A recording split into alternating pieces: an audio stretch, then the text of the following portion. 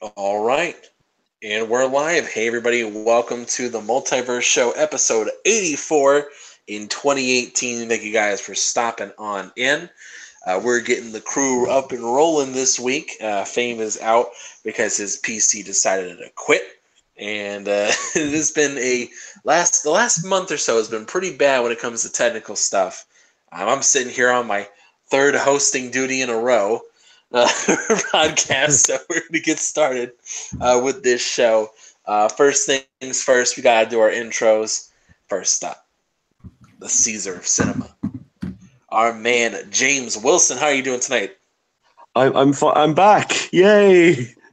Through people, idiots driving cars into my building, from just stuff going wrong. It's been a hell of a couple of weeks for me, but I'm back and I'm feeling great. @James_S. No, I changed my Twitter handle. It's @GingerShades50, I think. I know.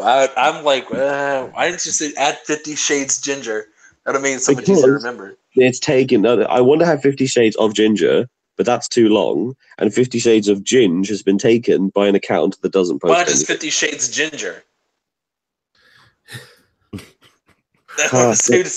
Could have done that instead. It would be so much easier. I'm pretty sure I must have done that. I'm just trying to be topical. I'm just I'm trying to be down. I'm trying to be with it right now. See that's taken. And while that happens, Undead, who are you? Yeah, someone's already got it. I don't know who I am. All right. Oh yeah, I forgot. He doesn't know who he is though. He has to have the professional intro so he can wake up and realize who he is. The chief of achievements, the one true king of the North, Undead 3XVI. What's going on, everybody? Glad to be back on the podcast on a Monday, and I'm actually not sleepy today, so let's go. All right. And we have the Dawn of Deletion, your Italian companion, the infamous Mike P. the Truth. Yo, what's going on, guys? It's Mike. Thanks for joining us for another episode of the Multiverse Show. I apologize if I'm still sounding a little bit hoarse, but we got a great show planned for you tonight, guys, and let's get into it, man.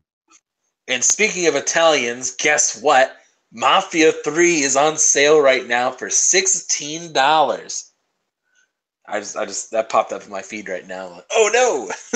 Oh my god, Mafia 3 was fun. I liked Mafia 3. Speaking of low-budget things, Michael Fassbender apparently will star in a full-length film sequel to Kung Fury. Oh, okay. And from out of left field. I mean, he's a great actor. No, he's great. It's the Kung Fury part that's confusing. Yeah. That's weird. It's just going to go with that. Yeah, it's weird. It is. Oh, dude. This is the kind of stuff you miss when I'm not here. I know. This is things we don't know. We need these answers, James. You have a role. You have a duty to the Multiverse Show. You need to be on here. I know it's late for you, but you got to be on the show, dude. If we did the show on Tuesdays, I would be here talking about Black Panther. Ah, jealous. Oh man. And you lucky bastard. You get to see that movie early. Oh. You know, I looked ahead. We get Infinity War a week before America.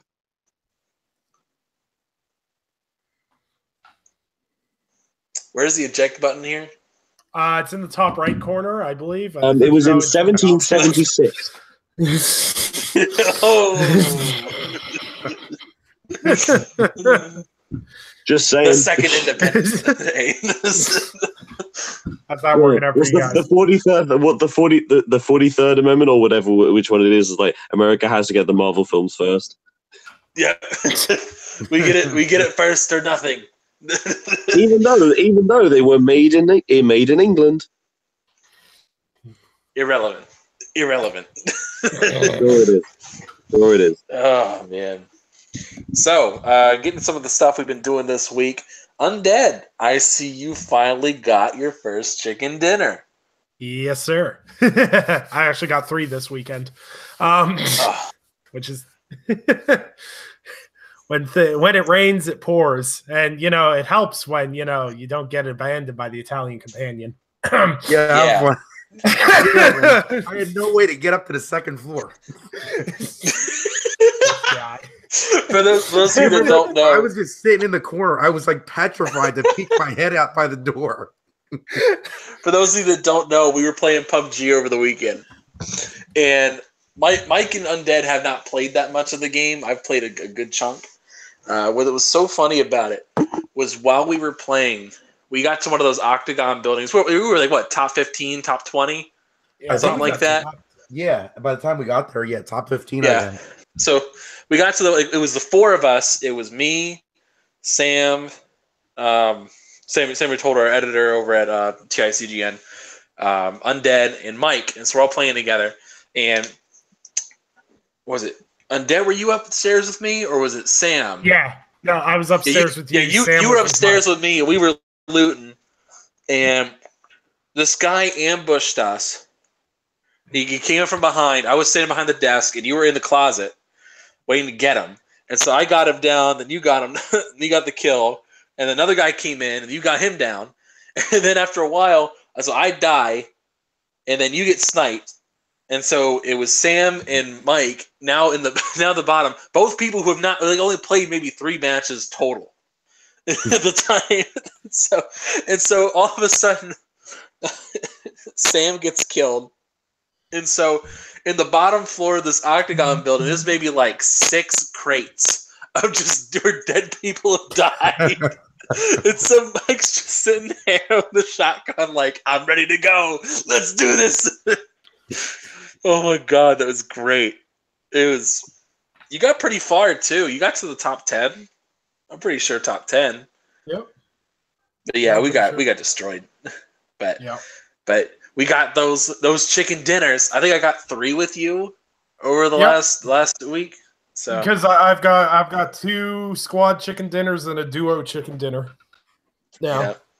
And I'm actually going to be live streaming on Friday, and I'm going to try to go for the solo chicken dinner. Oh, baby. That's tough. I think the solo chicken dinner solo was 16, I think.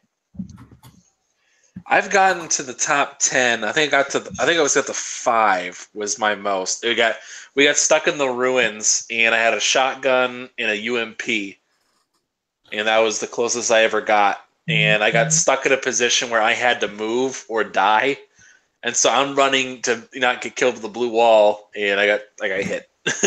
So it did not last that long. So yeah. So all right. So we'll get some of these topics. We got a couple things we got to cover. First up on the docket, let's start with old news first. Sony finally decided to grace us with a Venom trailer, which is coming out this October. And let's ask the resident Venom fan what he thought. Mike? I thought it was okay. I would have liked to have seen Venom in the Venom trailer. It reminds me of that line from that Jeff Goldblum had in Jurassic Park. Oh, we are eventually going to have dinosaurs on your dinosaur tour. It's like we are going to have Venom in the Venom trailer, right? And Venom wasn't in the trailer. They showed the symbiote, but they didn't actually show Venom. I thought it was okay. It looks like generic action movie number 101 or whatever. It looks entertaining enough. I just don't know from the trailer what direction they're going to go in with this movie. It's not part of the MCU. So it has that going against it. I'd assume the main villain is going to be Carnage, but I don't know. I'm a big Venom fan. I'm looking forward to the movie. I'm looking forward to seeing more of the movie. But at the same time, I feel like I'm going to be let down by it, if that makes any sense. Mm-hmm. Conversely, I'm very happy I didn't see Venom in the trailer. Because I don't want that image. I want the first time I see Venom to be the first time we see Venom in the film. As a person who likes surprises, this that we in the same way that there was the whole thing about how the Han Solo film's coming out in May, and we hadn't seen anything, a part of me wanted there to be nothing. I wanted there to be no trailer, nothing. The film just comes out with nothing. Obviously, that can't happen. But I want to be strung along as long as possible without seeing Venom. The fact that we're talking about it is the point. They're succeeding in publicity by not showing something. It's better this way. Mm-hmm. Here's what I'm afraid is going to happen with the Venom movie. You guys remember Godzilla 2014? It was like an hour into the movie before you actually saw Godzilla.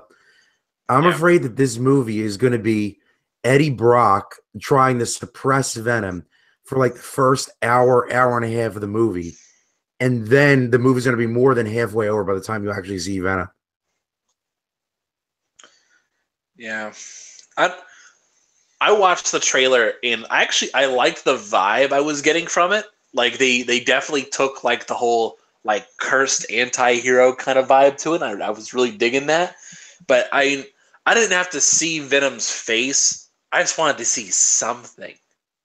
Like literally, the funny thing about that whole trailer, you could have the exact same trailer. All you had to do was take out the like maybe second long piece of footage showing the containment of the symbiote.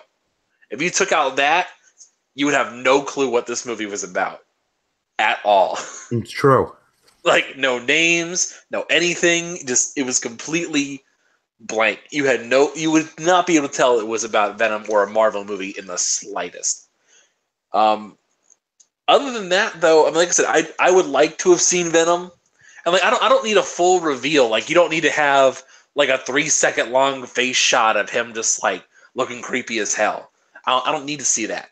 I just want to see like the symbiote climbing up his arm, or like a back shot, and you see like the Venom spider on his back, the logo. That would have been it. That's all I needed to see. That. Because otherwise, that I think it looks cheap. The movie looks like a budget movie. Like they didn't give a shit about this whole thing. They just threw it out there. They were like, we're gonna let this go out to die. Like we're just doing this just so we can increase the property value of the Spider-Man franchise. So when Disney comes a knocking again, we can raise the price. Like that's the way I came up to it. That's what I thought they were playing. That's the way it was interpreted by me. But other than that, I mean, I wouldn't don't show the suit if it's not ready. Like if you're still finishing CGI touches, I get it. But you got to give us something. But anyway, Undead, any thoughts on this? I have to think that there's something more to this film than meets the eye, purely based on the cast. Tom Hardy is a get, but it's the other people that are way more interesting for this kind of film. Michelle Williams is an actress who is an indie darling and does not do big films. And very rarely, like the biggest film she's done in her career has been The Greatest Showman. Like, this isn't the kind of... She doesn't do comic book films or superhero films, and yet she's in this. Riz Ahmed, who was brilliant in The Night Of, the HBO miniseries, and the comedy Four Lions in Britain. Like, he's in this. That's interesting. Jenny Slate, the comedic actress, John Ralphio's sister in Parks and Rec, An Obvious Child. It's like it's such a weird cast that shouldn't... It's a bunch of names that don't work together. And what do they know? Is the script for this just the best thing that's ever been written? I don't know, but or is it a budget movie and they're literally just picking cheap actors? I mean, Tom Hardy's so cheap. It's one person. It's like a Liam Neeson movie. Nobody cares who else is in the movie. Liam Neeson is there. I would say Michelle Williams, Riz Ahmed, and Jenny Slate are bigger names than would be in a random Liam Neeson movie. I have never heard of these people. So, okay, well, speaking as the film person in this room, and like, granted, for me, fair enough, I know a lot of names. Like, these are kind of people that you wouldn't see in comic book films. Like, you just don't see them. And if it is a budget film, that's good. budgeted films have to be more experimental and end up being more interesting. There's a thing of like, if you have a higher budget, you're going to take less risks. You just are, because you have more money, you have more people to upset.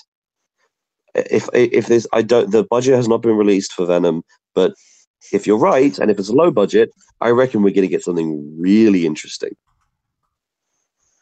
I don't know. I think there's a certain point where you look at certain characters and you look at them and you say, this has to be a big budget movie. by the simple nature of. But how big can the budget be? The character is. You can make, like, Deadpool. Technically, it was the smallest budget for any superhero film. Like, that was 60 million. Which film? Deadpool. The lowest budget of any superhero film post Iron Man. I mean, yeah, but at the same time, it was a comedy, and comedies are normally pretty cheap. And it was also a character where you could actually get away with it being campy. It was also a character that had limbs just growing back. That's not cheap to animate. Yeah, but how many times did that happen? Once? Yeah. One the time? Point is that, if films succeed because of how good characters are, not because of spectacle. If Venom turns out to be a character study of Eddie Brock, with Venom as well, I'm interested. I'm not excited. I'm interested. But here's the thing with that, though. It's not in the MCU, so how can you really do a character study of Eddie Brock without also having Peter Parker and Spider-Man there? But it's believed to be that it's going to be set in the Spider-Man universe, which Sony runs. Now, when we say Spider-Man universe, are we referring to Tom Holland, or were you referring to Andrew Garfield's Spider-Verse? I'm referring to Tom Holland. This is Sony. It is in the same world as Spider-Man: Homecoming, which is a joint film with Marvel and Sony. All right, but the Spider Universe would technically be the MCU. It's just basically what we're getting from this is they're basically going to treat this like the Netflix series, where yes, they're in the MCU, but we will rarely ever reference that, and no one will ever make references to us ever. I said the official line is that Sony intends for the film to share the world of Spider-Man: Homecoming. It has not been like there is no, like, there isn't even a paragraph about what the story is for this. We know nothing about this film, really. Well, we supposedly got a leak about Carnage, which we don't know. The funny thing about these supposed leaks is, especially this far out, they're normally not right. The supposed one is at the end of the movie, he goes to prison, and Eddie Brock goes to prison, where he's in the same cell as Cletus Cassidy, and you meet him, but you also kind of meet the doctor who's involved. I cannot remember his name. There's some doctor or whatever, and whenever they're doing experiments on Cassidy, and when Cassidy he flinches or something, you see the symbiote, which is kind of in lockup, kind of lurch towards him, and that's like the end of the thing. But it's a weird thing. I don't think that's real, but I don't really trust these when it comes to these leaks. 9 months early. But then before we move on. No, sir. Nope. Gotcha. All right. So, other bit of topic, we have finally, after 2 years of waiting, 2 long, excruciating years, we are finally getting Black Panther on the screen in his own feature-length movie. What do you guys think about this? Are you guys excited to see this? James, we'll start with you since you're seeing the movie tomorrow. You're not even waiting that long. What do you want for Black Panther? What do you got? James. James got deleted. Irrelevant native got him. He's stuck in the chat. All right, so Nick, are you even going to see this, or are you just gonna wait for the Blu-ray release? Yeah, the Blu-ray release. That's what we'll call it. No, I'm actually gonna go out and I'll probably go out and see the film because it's different. I don't know how to explain it. I'm not saying it's not a cultural thing or something. There's just something different with Black Panther that I see that I haven't seen in a lot of other superhero movies. You gotta realize I'm not a huge fan of a lot of the super. Like I watched Spider-Man: Homecoming over the weekend, and that was meh.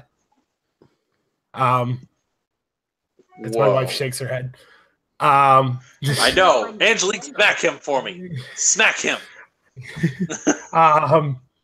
Like I enjoyed Deadpool. Like I don't watch a lot of movies. I have a very weird taste in movies, I will admittedly say. But Black Panther looks like it's different, unique enough. It breaks itself out of, like, I know it ties in with the Marvel Cinematic Universe and everything else, but I just think it'll be a very different film. So yeah, I'll probably go see it. But did you see Ant-Man though? Yes. That was the best though. Ant-Man was great. No, that's why I mean though, is like I like the off the beat, and like I don't like the Avengers. Like, don't even get me started on Civil War. But I liked Ant-Man. All right, where's that eject button for real this time? I will also back you on how Civil War is massively overrated. Thank you. You can now kick Mike, me and James. Please don't betray me. Mike. I like the MCU, but it's just not as good as everyone thinks it is. No, silence. Mike, tell me, you like the Avengers movies, right? I thought they were entertaining. Now remember, I'm more of somebody that watches these comic book movies as a casual observer, I guess you could say, because I really don't know much about these characters. I thought they were entertaining. I enjoyed them. I like the Avengers films. And I enjoyed Civil War. I did not see Ant-Man, but I am looking forward to Black Panther, though. Ant-Man's fun. Wait, hold on. Finish that sentence. Have you seen Ant-Man? I said I have not seen Ant-Man, but I am looking forward to Black Panther, though. Get off. Get out of here. Go watch it on Cody. Go watch it right now. It's actually on Netflix. You can get back. It's on Netflix too. And I think about it. I'm surprised you like Ant-Man so much. I mean, it's good, but I don't think I've known it. Is it your favorite Marvel film? Ant-Man hit me at the right time. When I was in school, I was a philosophy major, philosophy poli-sci, business law minor. I came out, didn't have an immediate job, and went to go see Ant-Man, and it was like, there's one joke in the movie, like towards the beginning, it's like, I have a degree in in engineering. How bad can it be? Working at Baskin Robbins.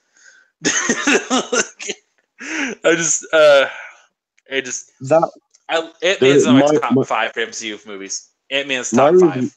My review for Ant-Man was one of the things that got me the job at this website. That's a little fun note. I didn't know that. Yeah. I didn't know that. Was it a good review? No, it was terrible, and that's why I'm on Multiverse and not one of the main podcasts. Oh, that's cold-blooded. Oh, bird.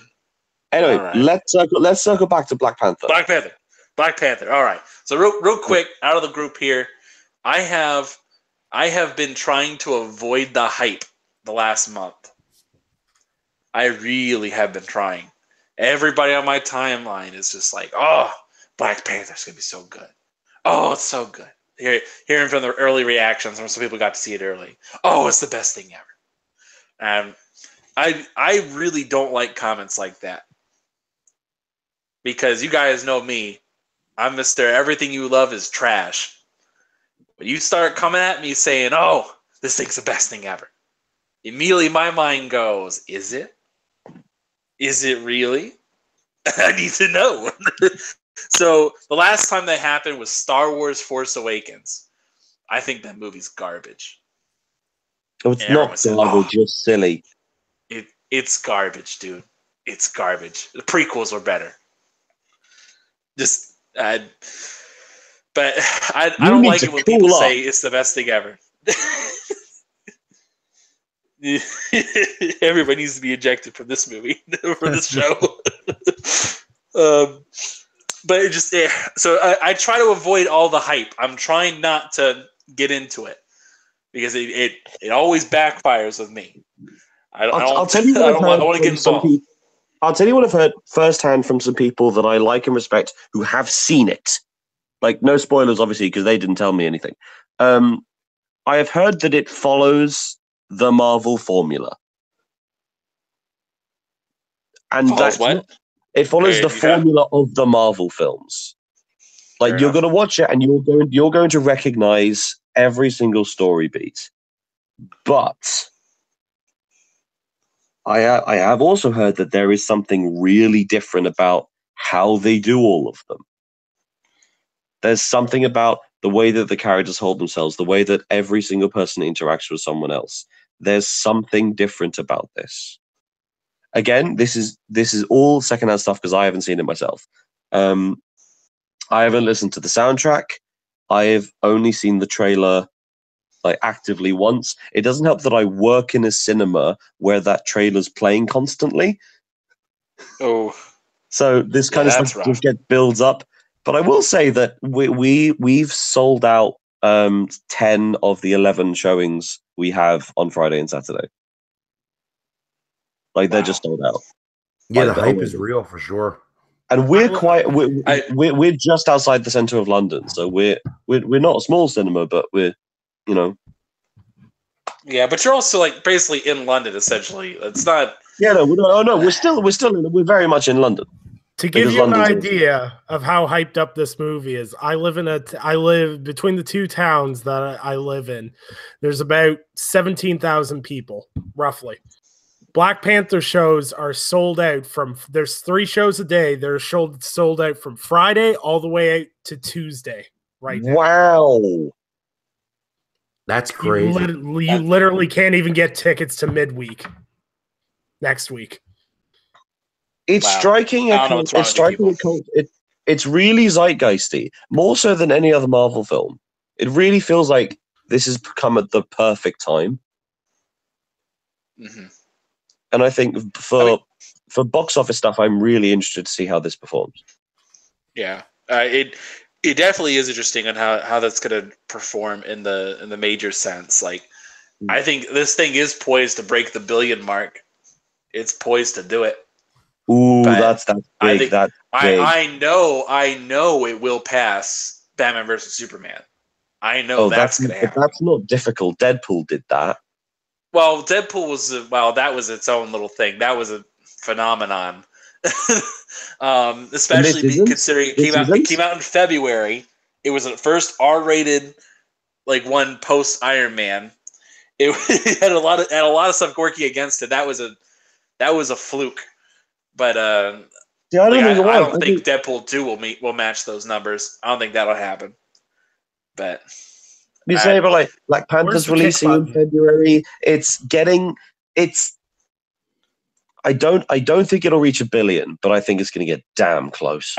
I say it's poised. It's going to be. It could break the billion mark. I feel like this film is much like most of our films. It's really front loaded. Everyone who wants to see this film is going to see it in 2 weeks, and that's going to be it. I think all of February. You'll have heavy recurring people coming in to watch the movie. I know that's going to happen. I'm ready to be wrong about this. This is an Anchorman prediction. You guys can hold the receipts. You can look at it. It will pass Batman versus Superman. That's $800 million. That's not a prediction. Yeah, that's a certainty. Anchorman makes certain bets. Worldwide. I don't bet unless I know I'm going to win. Did I really make 800 million worldwide? What, Batman vs Superman? Yeah. Yeah. It was a little over that. I can pull up the box office mojo. I'm doing it right now.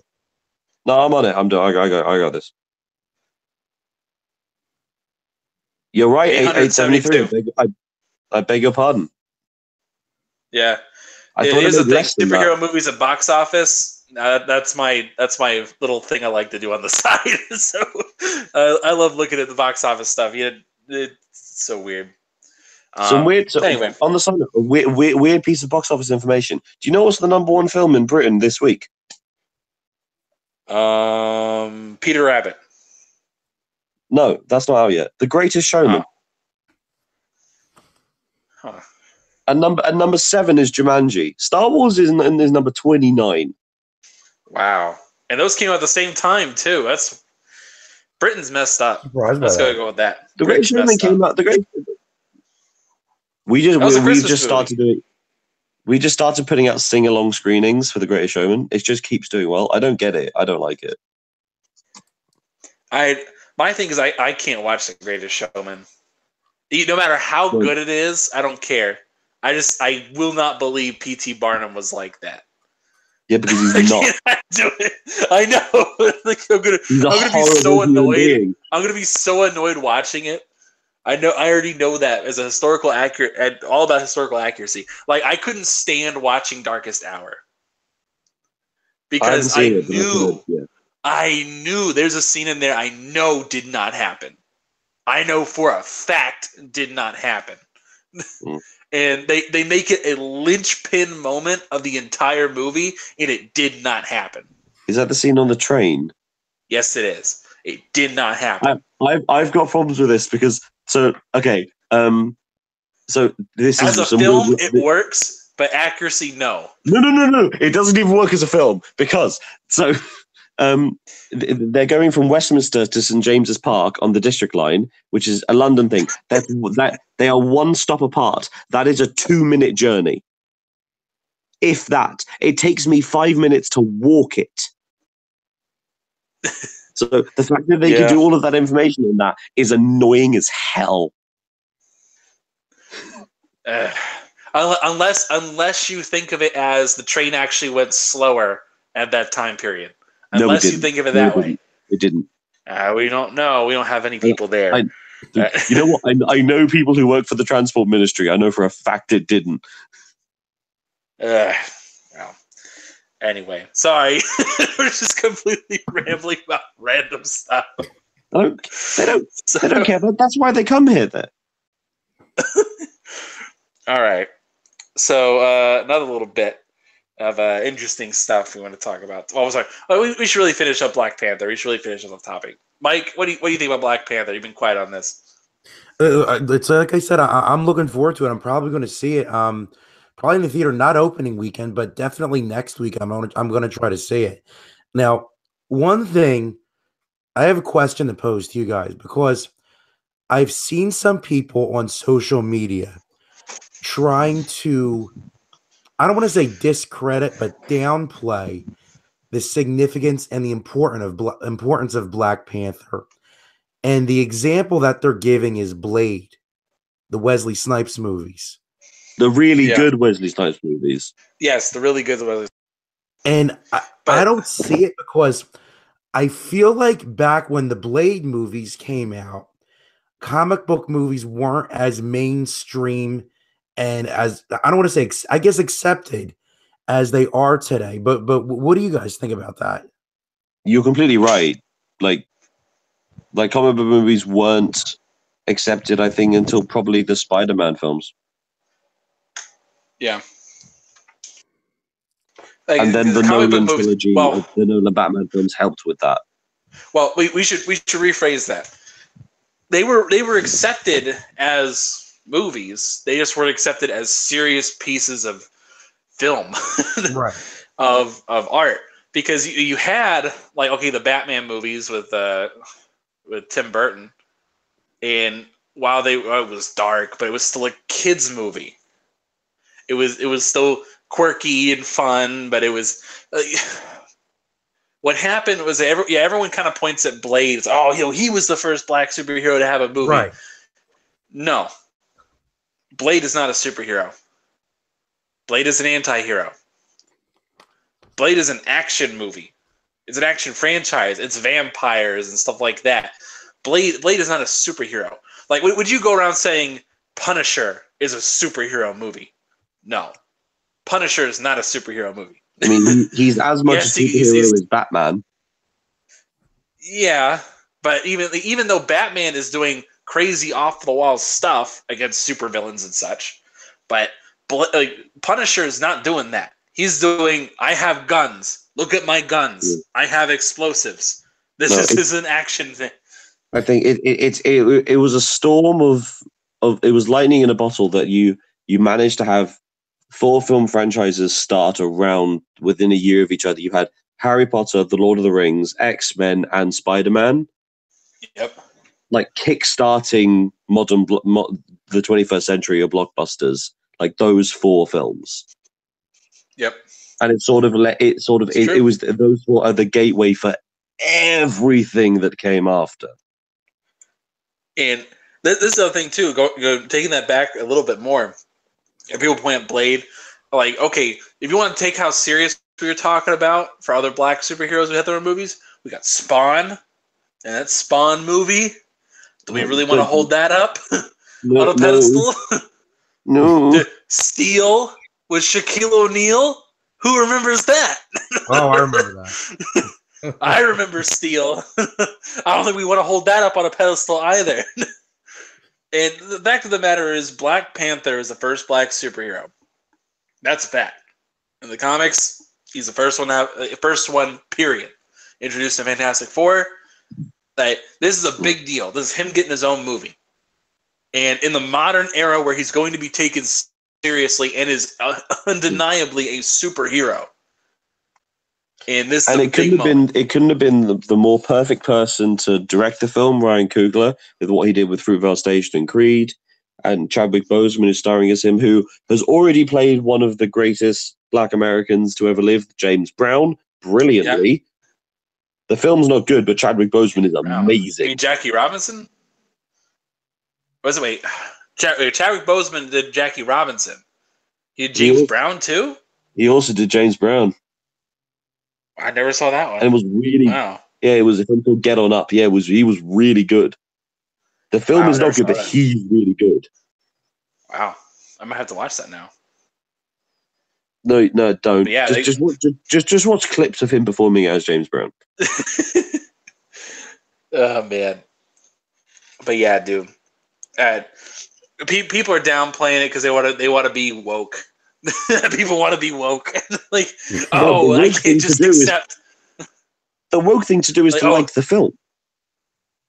Yeah, but we can't just like the movie and appreciate it for the cornerstone and the landmark it's going to be. We can't just accept that. There were others that were first, and we gotta acknowledge Blade. It's like, no. Which I really enjoyed the Blade movies, but I honestly cannot distinguish the difference between all the Blade movies. I literally don't remember the plots of any of them. Blade 2 was my favorite out of all of them. And Blade 2, directed by Guillermo del Toro. Yeah. See, my thing is they all blur together. Like, I don't remember any plot lines at all. They kind of do. I remember bits and pieces all as the same movie. Like it's like Daredevil with Ben Affleck. I don't know the difference between the theatrical and the director's cut anymore. They just blended. Like, I just remember everything as one big story, which is probably for the better because the director's cut is significantly better. But all I remember is the fight scene in the playground. Yep, I remember that too. That's weird. I remember a lot of stick stuff. Lots of stuff with stick. Weird that for a film about a guy who's blind. Yeah. I feel like we've been talking way too much about movies. All right, let's talk about games for a bit. So, I did I've played loads of video games this week. All right, what'd you play, dude? What'd you play? It's been a while. You update us. What have you been playing? What's been on your horizon, Mr. Wilson? Well, not Horizon. Ooh. I've been playing Shadow of the Colossus, the new remake, because it's amazing. It's really good. It's Shadow of the Colossus. I mean, do I really need to talk about it much? Yeah, Shadow of the Colossus. Too. I'm also. Nick, you played it too, aren't you? Yep. Are you How far are you into it? How many classes you got? I think I'm at 6 7. I think I've got 6 down. I'm on to 7. I'm gonna wrap it up tomorrow. Gonna knock out the other half of the game. I like how optimistic you are because you won't be able to do that. Yeah, I got this far with an hour and a half, so I'm not too stressed. Once you get to Phalanx, you will. All right. I've also been playing Final Fantasy XIV, A Realm Reborn, the online RPG. All right. And a hush falls over the crowd.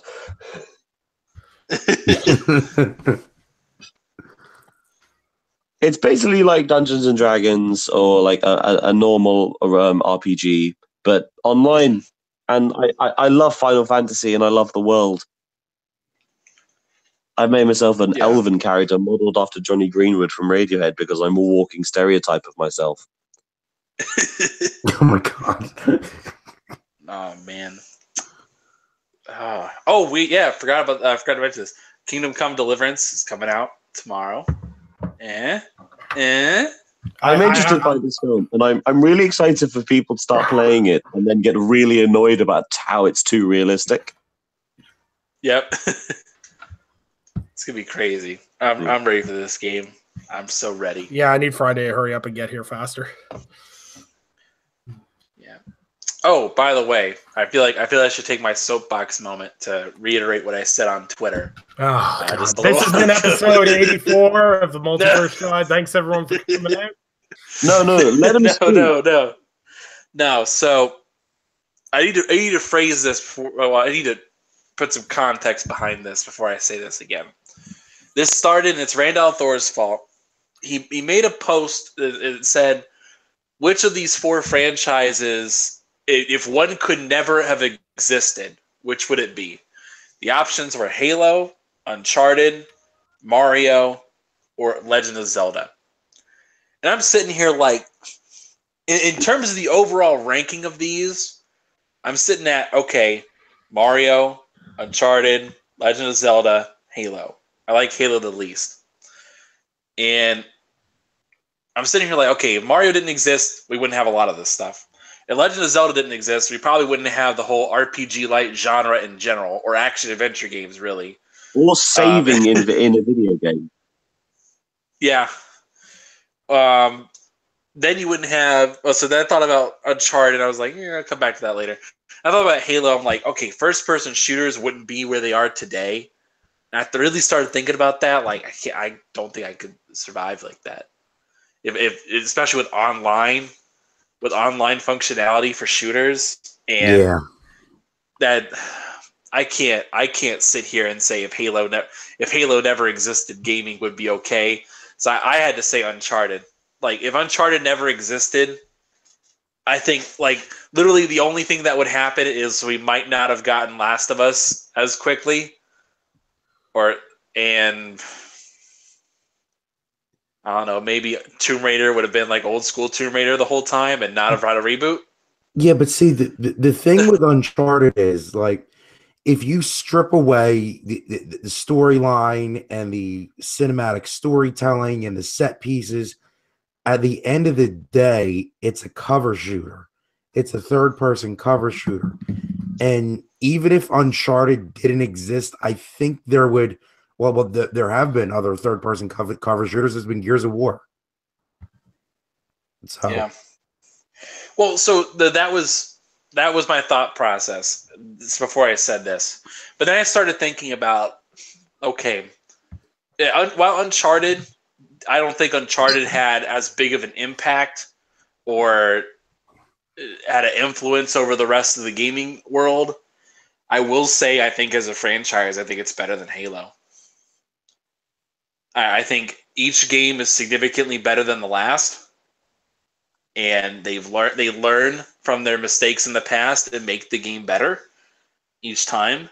And as each campaign is better, and I equate this more to like, but I said this a little bit earlier. Halo is like watching a Tarantino movie, where each individual scene is perfect. It's got tension. It ramps up. It ramps up nicely. Gets better and better and better, and that's great. But the problem is, as a campaign, it doesn't get better. It's the same thing over and over and over again. Not in terms of gameplay, but just how the pacing is set up. Where, like, okay, every game does this, where they just add more enemies or make the enemies more bullet spongy towards the end of the game that you get there. But with Uncharted is, it does all of that, but each time it gets more and more compelling, and it gets more and more interesting as the farther you go forward. Where I'm trying to think of a good segment to illustrate this point. Where, let's say, okay, Uncharted 3. I'm going to use Uncharted 3 because that's my personal favorite. Where there are lots of scenes, and there's action set pieces, and they get better and better and better each time. But at the same time, it's just the action ramps up as the story goes along. Like, as an example, it's like a Michael Bay film versus a Tarantino film, where Michael Bay is, all right, we're gonna watch 20. We're gonna have a big explosion at the beginning, get your attention, and then we're gonna have 20 minutes of explanation, explosion, 15 minutes, explosion, 10 minutes, explosion, 5 minutes, explosion, 3 minutes, explosion, 2 minutes, explosion, explosion, explosion, explosion. It just ramps up the action, so you're super pumped during that time, and you can't stop playing. That's Uncharted. Uncharted does that very well, but Halo is like a Tarantino movie where it's like Inglourious Bastards. I cannot watch Inglourious Bastards, and I love Tarantino movies. The problem I have with it is each scene that is in Inglourious Bastards is perfect. I love the individual scenes, but sitting down and watching the entire thing is very disjointed, and it's very taxing. Watch the whole thing for 2.5 hours because the pacing is so weird like that. We're gonna have the interrogation in the house, which is great, and a great scene and very tense. It's a wonderful scene, and then we're gonna have a big explosion, and then we're gonna stop and go start over again, and then we're gonna do it all over again, and then we're gonna stop, and then we're gonna go to do the next thing. It's on and on and on. I don't like that, and so as a franchise, Halo never learned what to do. Halo never figured it out. Halo does the same thing over and over and over and over again. But Uncharted, every time they have a new iteration, they get better and better and better and refine the process, refine the graphics, refine the gameplay to get significantly better all the way through. And they figured out in 3 and in 4 how to mix the climbing and all the exploration stuff into something that's digestible and makes for a good, balanced plot that actually tools along at a good pace. So that's my thing. I think Halo's more influential, but Uncharted is a better franchise. So that's my soapbox. I think comparing Uncharted to Michael Bay movies is not great. It's an action film. Wait, it doesn't require a lot of thought. I think maybe Fast and Furious is probably a better comparison. No, because even Michael Bay films have more soul than a Fast and Furious movie. Oh, you take the No, that franchise should died about 5 movies ago. but that's a whole. I want more of them. I want one every year until they're riding cars. They're drifting on the sun. That's what I want. Drifting on the moon. I want a rally race on the rings of Saturn in between the rocks, and I want Too Fast for I want Bill Nye the Science Guy to be the bad guy. Okay, so I'll tackle this first because as the chat's telling me, I need to get Anchor off his soapbox. So what did the chat think of my cool glasses? Go ahead, Nate. All right, what you got to say? All right, so I half agree with Anchor because personally, I've played every Halo game since the first one came out. and I've never enjoyed the campaign. It's never been my cup of tea. I love the multiplayer. I've always played the multiplayer. I have over 1,000 hours on Halo Reach. I've put insane amounts of time into the franchise, but the story just never grasped me. It just felt like we're going from this place to this place. We shoot aliens along the way. It's cool. That's fine. But with Uncharted, the only thing that kept me playing the game was the story, because the gameplay was generic. It was boring, and there was way too much climbing. And honestly, and to be brutally, James is distracting the hell out of me right with the goggles right now. I'm losing focus. It's like Mole from Atlantis. Mole from Atlantis. I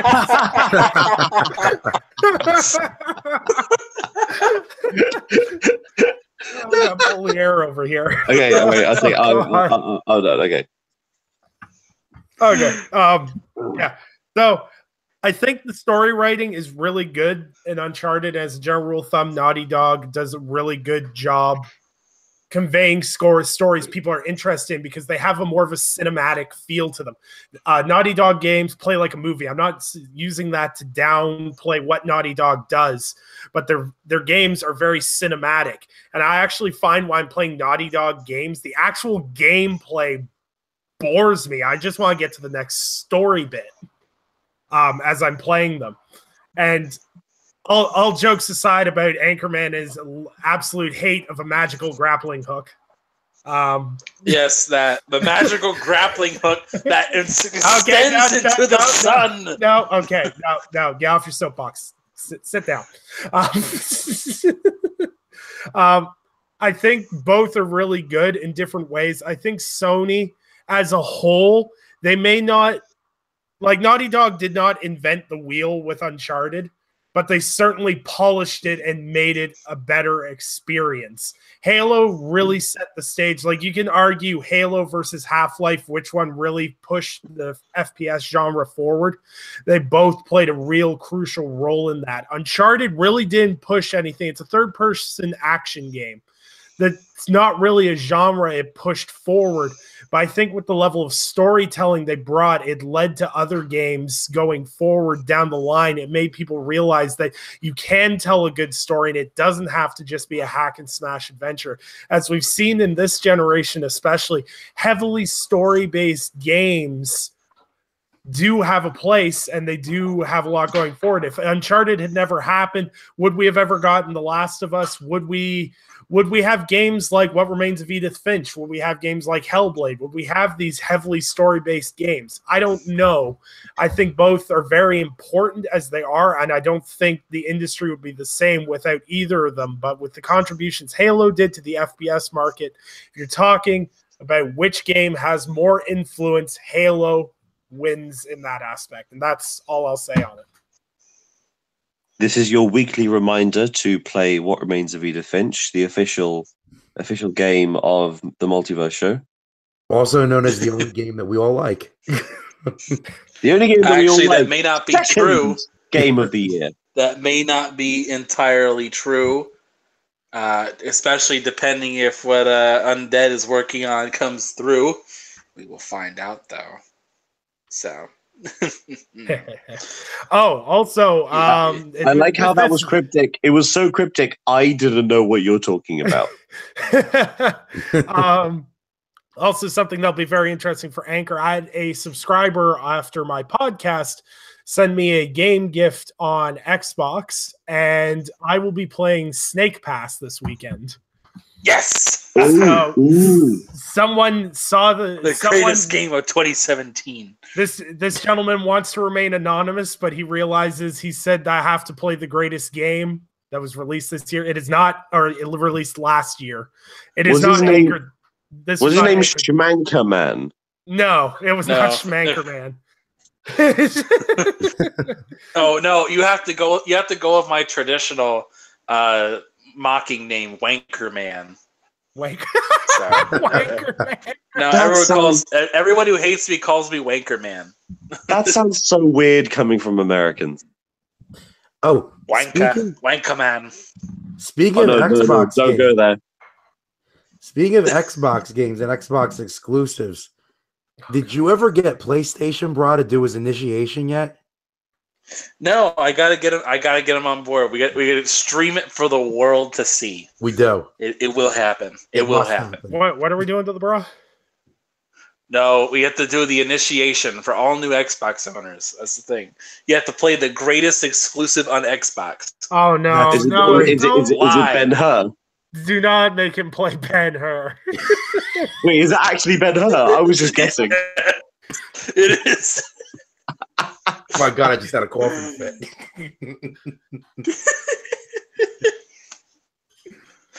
Oh boy. Oh, that's a fun inside joke. I think when we talk about Ben Hur, I think it's time to call it. Yeah. I feel like we've run out of things to talk about when we reach Ben Hur.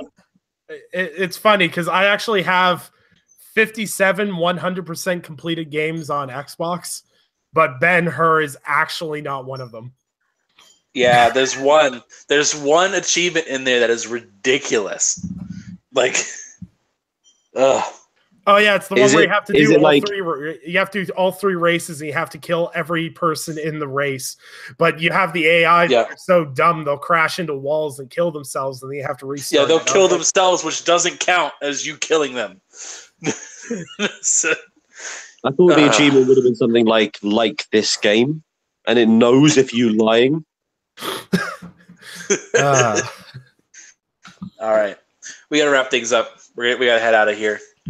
So anyway, guys, thank you guys for showing up. The Multiverse Show, episode 84. Some of our outros here. James, where can the good people find you, especially since you just changed your Twitter account? Where can people find you? The people can find me on Twitter at GingerShades50. Or if you search James Sterling Wilson, you'll find me. Mm-hmm. All right, just, you know what? If anyone here is in England, which no one is, but I'll say it anyway. Oh, there's one person. This Friday night at the Loading Bar in Dalston is Marioke, which is video game karaoke. So we have normal songs, but we changed the lyrics to be about video games. It's as brilliant as you think. Yeah. I don't know, but you know what? I always thought of England as being this like really dry, boring place from the way my grandfather described it. But it sounds absolutely lit when James talks about it. I might have to make a wander right there at some point. Yeah, because I go to the cool places because I'm a cool cat even. Cool cat even, huh? I'm a cool cat with a cool hat. Someone gave me a list of like weird phrases, and one of them was "That's a gold hat, cool cat," which means that's a good idea, and I love it. Nice. That's a gold hat, cool cat. All right, Mike, let's roll. What you got? All right, guys, thank you for tuning in for another episode of the Multiverse Show. You could find me on pretty much everything at Mike P. The Truth and also on the Inner Circle at TICGN.com. All right. And Undead. What's going on, everybody? You can find me here every Monday. You can find me every other weekend on the Gaming Perspective on my channel. You can find me on YouTube at Undead3XVI. And I've got a new segment coming in on Saturday, which is going to be one-on-one with people in the industry. I've got my first guest lined up. Hopefully get time settled down for that. You can follow me on Twitter for details on that at Undead3XVI. I also have the Hyperkin X91 controller review that should be going up on TICGN hopefully tomorrow if I can get it through. And yeah, that's it for me. All right. And Zankerman V2, thank you guys for showing up to the Multiverse Show, episode 84, the greatest show on Mondays. And we are out of here.